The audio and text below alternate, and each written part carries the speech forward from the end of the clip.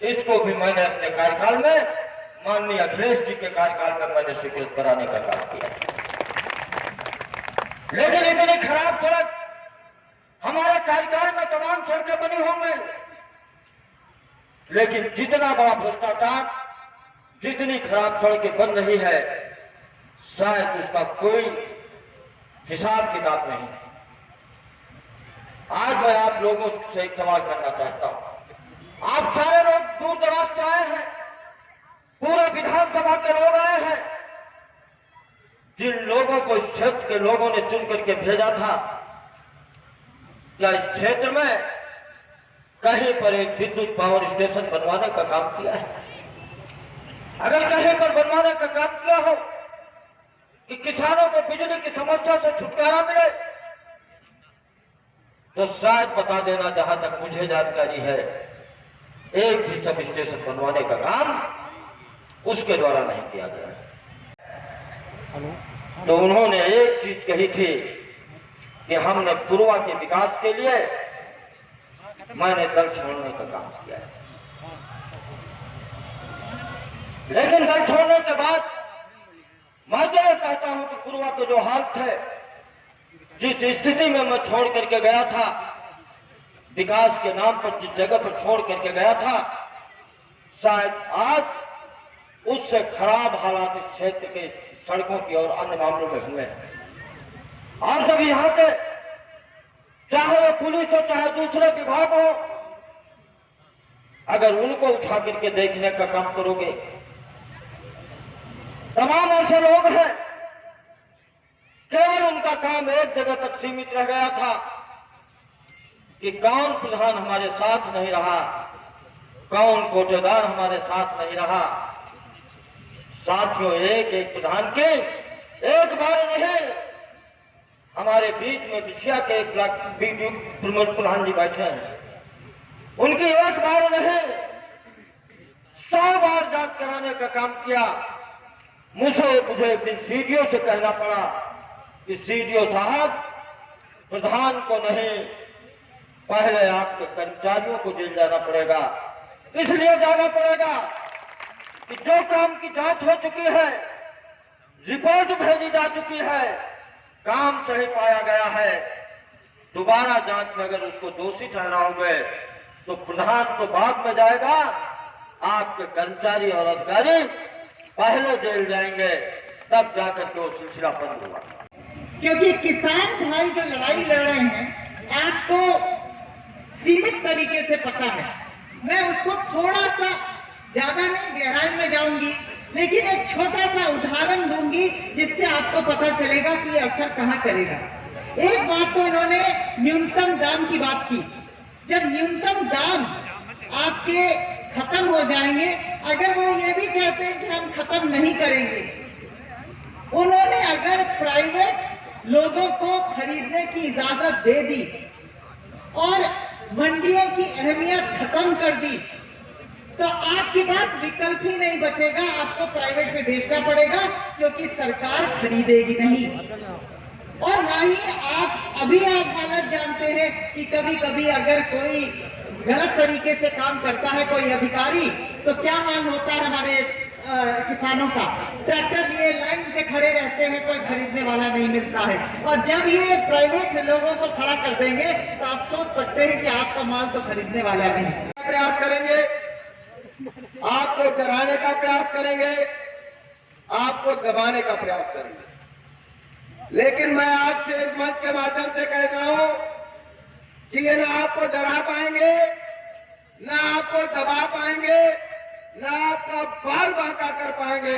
आप रंगबाजी से चुनाव लड़िएगा, शानदार तरीके से साइकिल गांव गांव दौड़ा दीजिएगा, पंचायत चुनाव में दिखा दीजिएगा, इनको भागने का रास्ता ना मिले, इस तरीके का रास्ता बना दीजिएगा। सम्मानित साथियों, देश का किसान सड़कों पर है, देश का राजा, लोकतंत्र में जब बटन से राजा पैदा होता है, देश का तानाशाह रजाई ओढ़कर सो रहा है और देश का किसान उत्तर प्रदेश और देश की सारी सीमाओं पर पड़ा है। सैकड़ों किसानों की मौत हो गई है, लेकिन तानाशाह जाग नहीं रहा है। समाजवादी पार्टी के नेता हमारे आदरणीय अखिलेश यादव जी ने जिस दिन से आह्वान किया था, उस दिन से समाजवादी पार्टी का एक एक कार्यकर्ता, एक एक नेता संघर्ष कर रहा है। यहाँ सब किसान, हम सब किसानों में लगे हैं, क्योंकि 80% ये देश किसानों का देश है। और ये जो दिल्ली के बॉर्डरों पे किसान की लड़ाई चल रही है, वो अभी हम लोगों को समझ में नहीं आई। इसकी वजह यह है क्योंकि मीडिया सही तरीके से उसको पेश नहीं कर रही है। मीडिया पेश नहीं कर रही है तो आप लोगों को महसूस नहीं हो रहा है, समझ नहीं आ रहा है। हमारे राष्ट्रीय अध्यक्ष अखिलेश यादव जी ने पूर्ण समर्थन इस किसान के आंदोलन को दिया और उन्होंने समर्थन को बहुत सोच समझ के दिया है।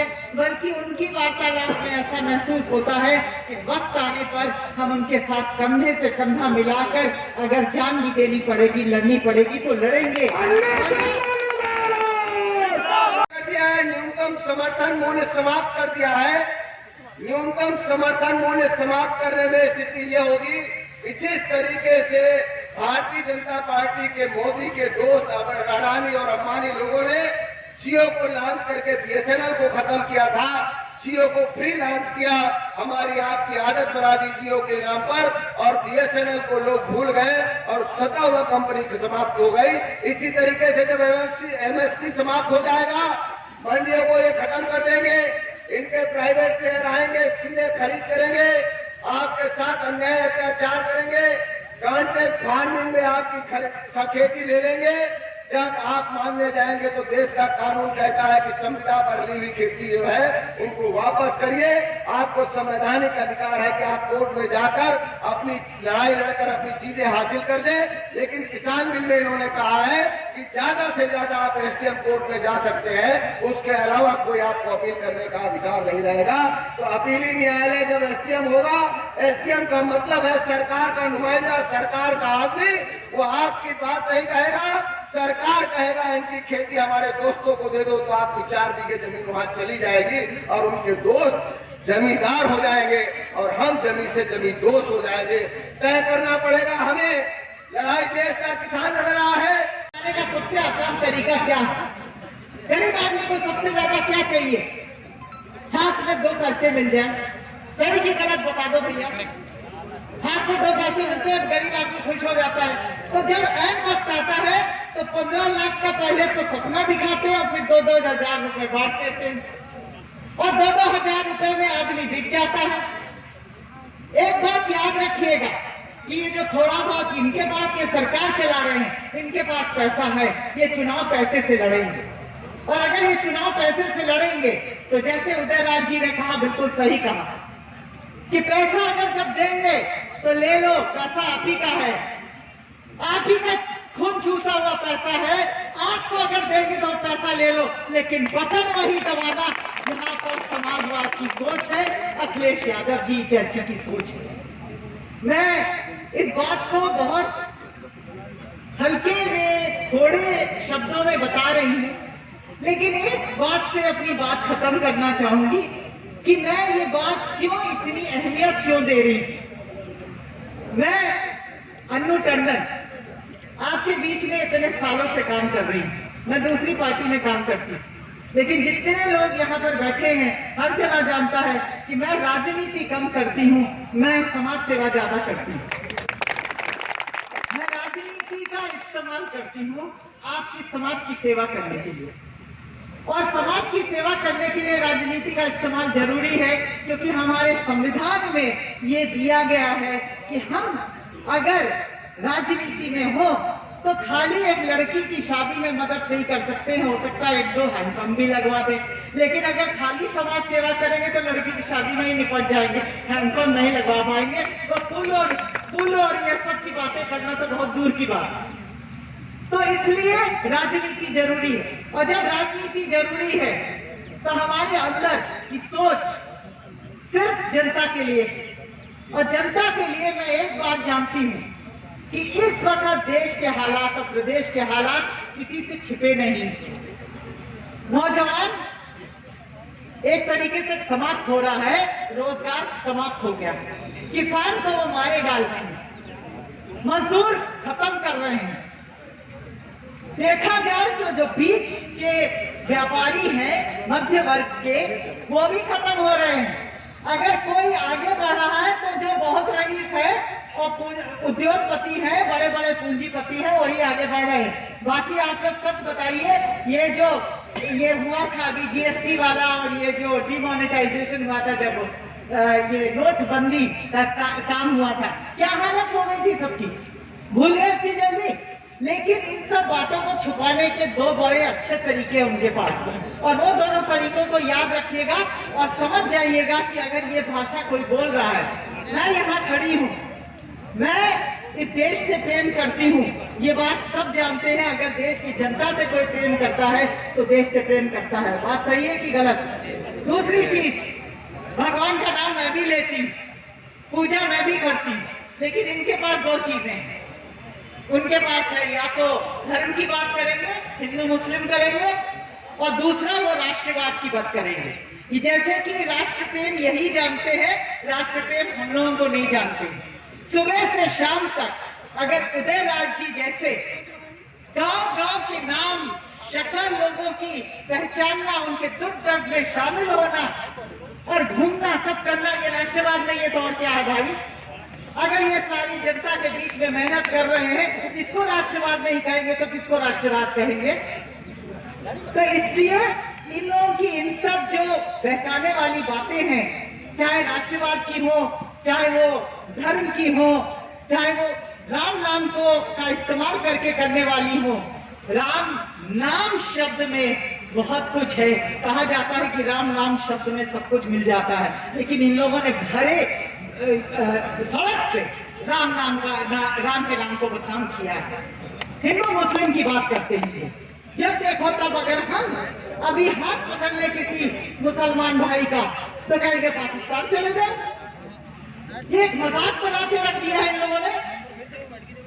तो इन चीजों को समझकर, ये बहुत संक्षेप में बता रही ये चीजें, क्योंकि सच बताओ तो शाम हो जाए ये बातें खत्म नहीं होंगी। लेकिन आप लोगों से सिर्फ संक्षेप में मैं इशारा करना चाहती हूँ कि हालात बहुत तंग हैं इस देश के। इन लोगों ने समाप्त कर दिया है, आरबीआई का पैसा खत्म कर दिया है, सारी संस्थाएं समाप्त कर दी हैं, जो भी आज तक बनी थी सब खत्म है। और अगर देश में हमें इनका राज्य, इनकी सरकार को खत्म करना है तो उसका काम उत्तर प्रदेश से शुरू होगा। और 2022 में माननीय हमारे राष्ट्रीय अध्यक्ष अखिलेश यादव जी मुख्यमंत्री बनेंगे और पूरे देश में ये पैगाम होगा कि अब ये लड़ाई शुरू हो गई है। क्योंकि उत्तर प्रदेश इस देश का सबसे बड़ा राज्य, और सबसे बड़े राज्य में जब हमारा अपना मुख्यमंत्री होगा तो आप सोच सकते हो कि पूरे देश को हम लोग गिरा लेंगे।